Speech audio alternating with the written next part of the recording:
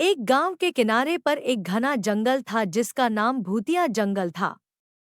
जंगल के अंदर का रास्ता इतना भयानक था कि सूरज की रोशनी भी वहां तक नहीं पहुंच पाई।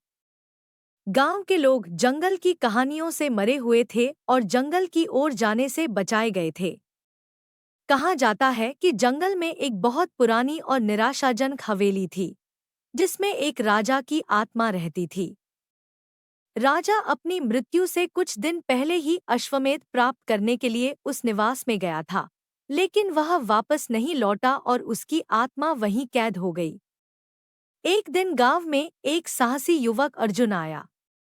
उसने गांव वालों से जंगल के बारे में सुना और कहा कि वह रहस्य की तह तक जाएगा।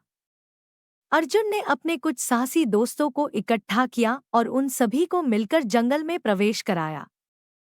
जंगल में प्रवेश करते ही उन्हें भयानक आवाजें सुनाने लगती हैं। सच्चे पत्तों के सरसराने लगे और ठंडी हवा उनके सौहार्द में फुसफुसाने लगी। अर्जुन और उसके दोस्तों ने हिम्मत जुटाई और आगे बढ़ते रहे। रात होते होते वे होश में आ गए। घरों से एक अजीब सी रोशनी निकल रही थी। उस रोशनी को देखकर वे सभी समझ गए कि यहाँ कुछ अलौकिक है।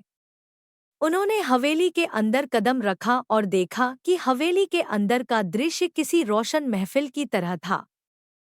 हवेली के मध्य भाग में एक बड़ा हॉल था, जहां राजा की आत्मा को शांति पाने के लिए पूजा की जाती थी। अर्जुन ने देखा कि हॉल के बीचों बीच एक पवित्र अग्नि जल रही थी और उसके चारों ओर अदृश्य शक्तियां थीं।